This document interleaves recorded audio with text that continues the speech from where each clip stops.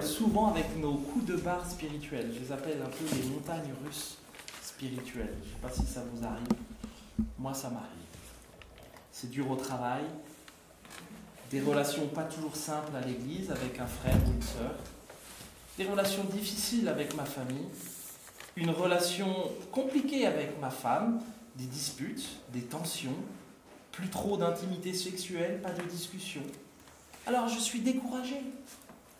Exécrable, grincheux, je lutte peut-être même avec le péché.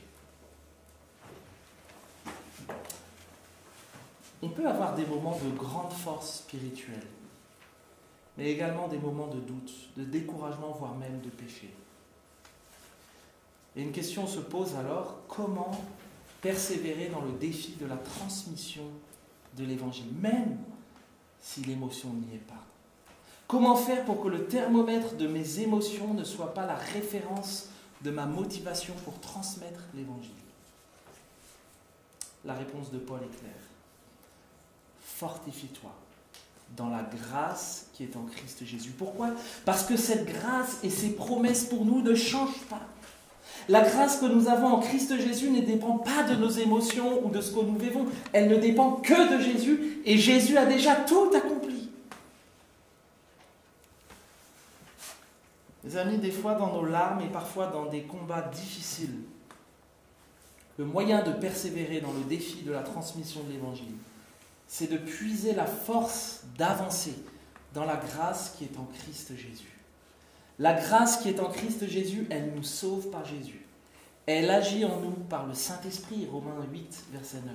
Elle porte ses fruits, Galates 5. Elle transforme des vies et même les caractères les plus durs. Elle est tout simplement la source de la vie. Toi donc, mon enfant, fortifie-toi dans la grâce qui est en Christ Jésus. Et ce que tu as entendu de moi, en présence de beaucoup de témoins, confie-le à des hommes fidèles, qui soient capables de l'enseigner aussi à d'autres. Timothée, le modèle des Écritures que tu as reçu de moi, versets 13 et 14 du chapitre 1, c'est maintenant à ton tour de le transmettre à d'autres. Combien est-ce que vous voyez de générations dans ce verset-là? Un peu de maths. Combien il y en a? Alors, on va le faire ensemble. De Paul à Timothée, ça fait combien? Une. Ensuite. Voilà, deux. Les hommes fidèles. Voilà, ça fait donc 4 générations. Paul, Timothée, les autres et les autres des autres. Vous avez suivi? Ça fait 4 générations. Ouais. La réalité, c'est que dans nos églises, rien n'est jamais gagné ou acquis. Et d'où la nécessité de toujours transmettre la vérité à d'autres qui seront à leur tour capables de l'enseigner encore à d'autres. Comment est-ce que nous nous préparons à transmettre à d'autres? Est-ce que nous sommes dans une chasse gardée ou bien voulons-nous que d'autres puissent prendre à leur tour leur place?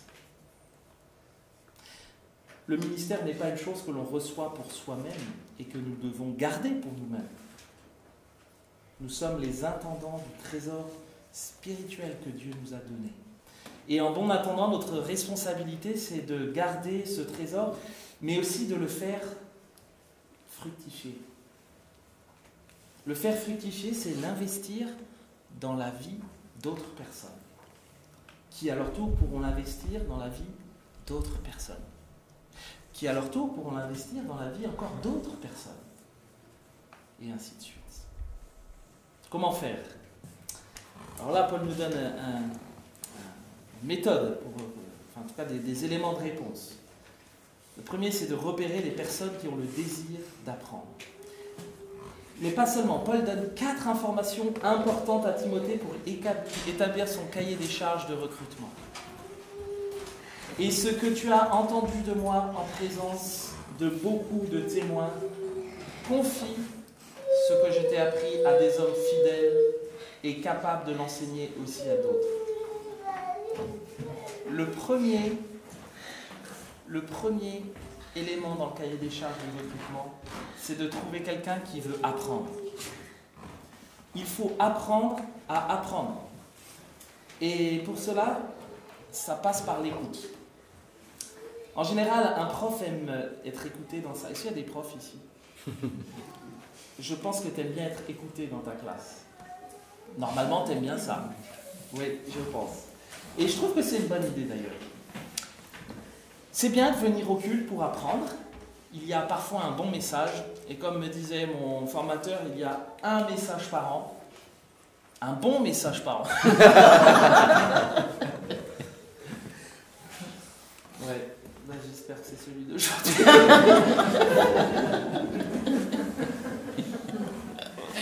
C'est bien d'aller dans une église de maison, d'un groupe de quartier, de prendre des notes et apprendre. C'est bien de programmer des lectures ou des formations pour apprendre à apprendre. Apprendre non pas pour remplir sa tête de connaissances, mais pour que la connaissance produise une transformation dans les vies. Vouloir apprendre.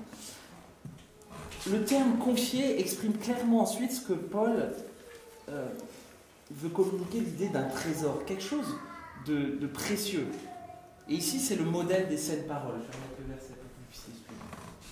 On ne parle pas ici d'un simple paquet à transmettre d'une personne à une autre. Je ne pense pas que vous confiez quelque chose de précieux comme ça à n'importe qui dans la rue, etc. Vous voulez vraiment prendre le temps de confier cette chose-là qui est importante pour vous et vous voulez être sûr que vous le confiez à une personne qui veut apprendre. C'est la même idée que Paul veut souligner ici. Ce cadeau des saintes paroles, nous voulons le confier à des personnes qui ont le désir de recevoir ce trésor. Mais pas que de le recevoir, que ce trésor aussi vienne le laisser transformer leur vie. Enfin, le mot fidèle, confie-le à des hommes fidèles. On a l'habitude de dire que quelqu'un est fidèle à Dieu. Alors c'est quoi pour vous quelqu'un de fidèle à Dieu? J'avais noté des choses, mais je vais vous demander votre avis. Qui garde sa foi en Dieu. Voilà, quelqu'un qui garde sa foi en Dieu. Quelles que soient les circonstances. Quelles que soient les circonstances. Excellent. Moi, j'avais noté des choses un peu plus...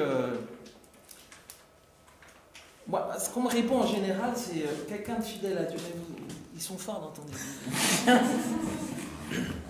On me disait souvent, ouais, quelqu'un est fidèle s'il vient au culte le dimanche matin, s'il s'investit dans l'église, s'il fréquente un groupe de quartier régulièrement. Et ce sont des bonnes choses, attention. Hein. Mais l'idée de Paul ici va plus loin. Ce sont des hommes et des femmes qui refusent le fléau de la superficialité, qui consiste à faire des choses sans aucune transformation intérieure, encore une fois. Et ça existe aujourd'hui, surtout dans notre société, on en retrouve de plus en plus. Ce sont des hommes et des femmes fiables et qui, malgré leur imperfection, ont un cœur rempli d'amour pour Dieu, avec une soif d'apprendre et de grandir. Quatrième point dans son cahier des charges, Paul, il demande à ce que ces personnes soient capables d'enseigner à d'autres. La fidélité n'est pas suffisante. Paul demande aussi que ces hommes aient la capacité d'enseigner à d'autres ce qu'ils auront eux-mêmes reçu. Cela passe donc par la capacité à enseigner et donc par la formation. Comme je le disais tout à l'heure, la formation n'est pas seulement purement académique comme sur les bancs de l'école, mais elle doit viser trois aspects. La connaissance, le progrès dans la compréhension de la parole, le caractère, la volonté de mener une vie qui plaît à Dieu. Et enfin, les compétences, qui consistent à éprouver sur le terrain les capacités à accomplir un ministère auprès d'autres personnes. On a fini le cahier des charges. Ce que je remarque, c'est que, et c'est parfois triste, d'entendre que certains se considèrent comme pouvant prétendre à des responsabilités dans une église simplement à cause de leurs cheveux blancs ou de leur position sociale dans la société. J'entends aussi parfois à l'inverse des églises où personne n'est digne pour occuper ses responsabilités. Les responsables idéalisant souvent le rôle des responsables et tombant dans un certain élitisme qui, à mon sens, est absolument non biblique. Et tous ceux qui ont placé leur confiance en Dieu et qui, malgré leur faiblesse, veulent le suivre, ont reçu ce dépôt de la foi, modèle des saines paroles. Et de manière plus générale, tous ceux, hommes et femmes, qui ont reçu ce dépôt de la foi, sont appelés à le confier à d'autres. Avoir le message, le dépôt de la grâce, ne signifie pas que tout est fini. Ça y est, je suis heureux, j'en profite et j'attends paisiblement le retour de Jésus. Les encouragements de Paul à Timothée ne concernent pas uniquement des hommes ou bien des responsables d'église. Jésus le dit clairement dans l'évangile de Matthieu. Faites des disciples. Ce n'est pas faites certains des disciples. Faites des disciples, baptisez-les et enseignez-leur ce que je vous ai moi-même enseigné. Autrement dit, les amis, la multiplication doit continuer. Ce n'est pas une option. Faire des disciples, c'est atteindre des non-chrétiens, mais également encourager les chrétiens à grandir à la ressemblance de Christ. Je ne sais pas si vous êtes déjà dit ou que vous n'êtes peut-être, vous ne vous sentez pas appelé au mandat missionnaire de Jésus. Certains pensent que la tâche de faire des disciples, c'est uniquement le travail des pasteurs ou des responsables d'église. Je pense que raisonner comme ça, c'est un peu alimenter un mythe. Pourquoi un mythe ? Parce que la Bible ne fait absolument pas de distinction entre les chrétiens. Tous les chrétiens, tous sont appelés à être les disciples de Christ et à faire des disciples.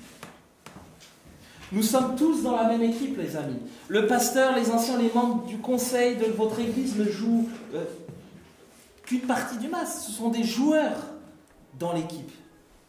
Mais il n'y a pas les joueurs, le pasteur et votre conseil et les responsables, et puis sur le terrain, et puis le reste de l'église qui est dans les gradins en train de regarder ce qui se passe tranquillement. Nous sommes tous, les amis, appelés à être sur le terrain. David Platt, dans son excellent livre « Suis-moi », dit à la page 172... Là, j'ai pris l'habitude de vos Bibles. Que l'évangile s'est surtout répandu parce que des gens ordinaires, rendus puissants par une présence extraordinaire, ont proclamé l'évangile partout où ils allaient. Ce sont des chrétiens anonymes, pas des apôtres, qui les premiers ont évangélisé la Judée et la Samarie. Ce sont des croyants dont on ignore les noms qui ont fondé l'église d'Antioche, point de départ de la mission auprès des non-juifs. Ce sont des disciples inconnus qui ont répandu l'évangile dans toute l'Asie. Des disciples ont été formés et des églises se sont multipliées là où les apôtres n'avaient jamais posé le pied.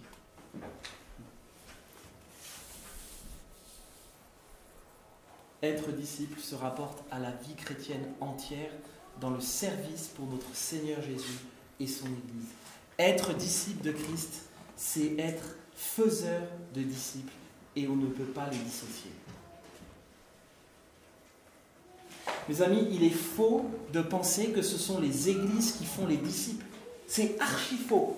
Les églises ne font pas les disciples. Ce sont les disciples qui font les disciples. Chacun de nous, avec les dons que Dieu nous donne, dans notre contexte et selon nos opportunités, nous sommes appelés à être et à faire des disciples. Dans notre Église, c'est s'impliquer peut-être dans certains événements d'évangélisation, si vous en avez, tout en formant d'autres personnes à l'annonce de l'Évangile. C'est accompagner des nouveaux convertis, mais aussi en former d'autres à le faire. C'est être responsable peut-être d'un groupe de femmes, je ne sais pas si vous en avez dans votre église, mais aussi former d'autres à le faire. C'est être dans une équipe de louanges, comme on a eu la chance tout à l'heure d'entendre les musiciens, tout en intégrant d'autres à le faire. C'est enseigner les enfants tout en formant d'autres à le faire. En lisant la Bible en tête-à-tête avec quelqu'un, sans négliger de former d'autres à le faire.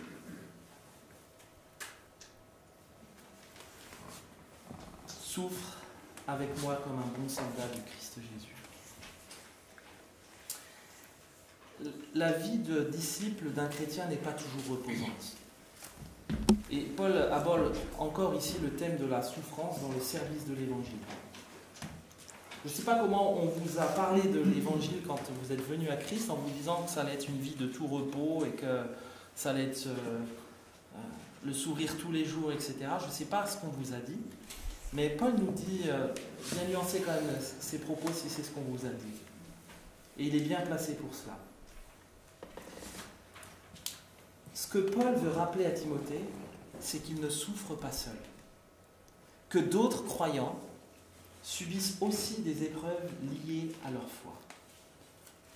Tout comme Jésus a adopté son humanité au travers de la souffrance, nous pouvons aussi grandir à la ressemblance de Christ dans l'adversité, nous dit Hébreu, si nous l'affrontons avec foi et patience. Voilà pourquoi, nous dit Paul, 2 Corinthiens 4, on n'a pas été là jusque tout à l'heure, mais c'est les versets 16 et 17. Voilà pourquoi nous ne perdons pas courage. Et même si notre intérieur se détériore peu à peu, intérieurement, nous sommes renouvelés de jour en jour. En effet, nos détresses présentes sont passagères et légères par rapport au poids insurpassable de gloire éternelle qu'elle nous prépare. Paul, pour ça, donne 3 images fortes qui décrivent ou illustrent la manière de faire face, de gérer les souffrances qu'un disciple de Christ peut rencontrer dans son ministère. Et il prend 3 images. Celle du soldat, il n'est pas de soldat en campagne qui s'embarrasse des affaires de la vie s'il veut plaire à celui qui l'a enrôlé. Et l'athlète n'est pas couronné s'il n'a pas combattu suivant les règles. Le laboureur qui peine doit être le premier à recueillir le fruit. Le soldat, j'ai jamais été soldat, je ne sais pas, est-ce qu'il y a des soldats ici? Il y a des gens qui ont été soldats? Non.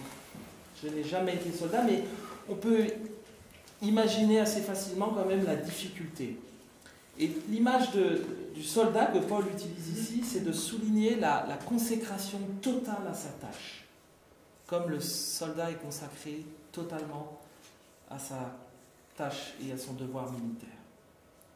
Un disciple de Christ n'obéit pas à la loi du moindre effort ou du quand j'ai envie. Un disciple de Christ n'est pas disponible à 35 heures. Il est disponible et disciple 24 heures sur 24. 365 jours sur 365. C'est pour cela qu'il ne peut pas s'embarrasser des affaires de la vie. Attention, l'idée ici de Paul n'est pas de se couper de toute relation ou activité extérieure à l'Église. Ce n'est pas du tout le propos de Paul. Ni de ne plus avoir de repos ou de vacances. Absolument pas. Un équilibre doit demeurer.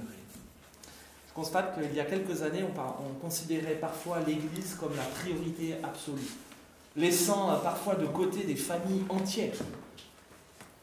Aujourd'hui, les familles ou les projets personnels deviennent de plus en plus le centre et la priorité numéro 1, laissant de côté l'Église. On est passé finalement d'un extrême à l'autre. Je pense qu'un juste équilibre est à trouver là. Enfin, Paul utilise une deuxième image, celle de l'athlète. L'athlète qui court une course doit accepter, pour être couronné, de souffrir en se donnant à 100% pour gagner. Mais il doit également respecter et suivre les règles imposées au départ. Je ne sais pas si vous avez suivi les actualités des Jeux de Rio, mais lorsqu'on a vu que tout un pays, la Russie, a été quasiment interdite de participation aux JO à cause de dopage généralisé, ces équipes n'ont pas respecté les règles.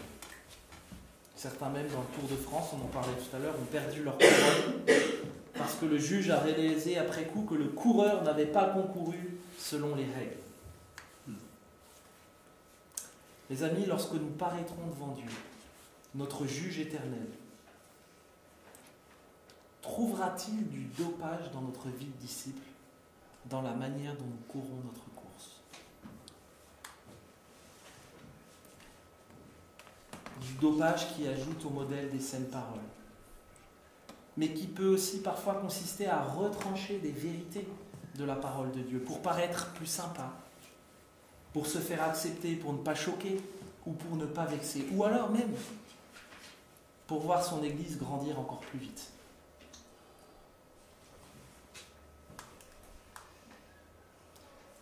Le laboureur, lui, il travaille dur en vue d'avoir une récolte suffisante. Sa récolte lui permet de vivre, mais ça lui permet également de continuer à planter, à cultiver et encore à récolter. Le laboureur reçoit donc une part de son travail, c'est ce que nous dit Paul, et il est le premier à recueillir le fruit de son travail. Et pour ça, il doit travailler dur, c'est une réalité. Ce que Paul veut dire à Timothée, c'est « Timothée, persévère ». Persévère car il n'y a pas de fruit dans un ministère sans s'adonner à la tâche avec la plus grande fermeté. Et parfois, au prix de nombreux sacrifices. Même si dans notre société, et y compris dans nos églises, les notions de travail et de labeur sont parfois de plus en plus impopulaires. En même temps, l'image du laboureur, je trouve, souligne la patience en attendant la récolte et finalement notre dépendance entière de Dieu en attendant le soleil ou la pluie.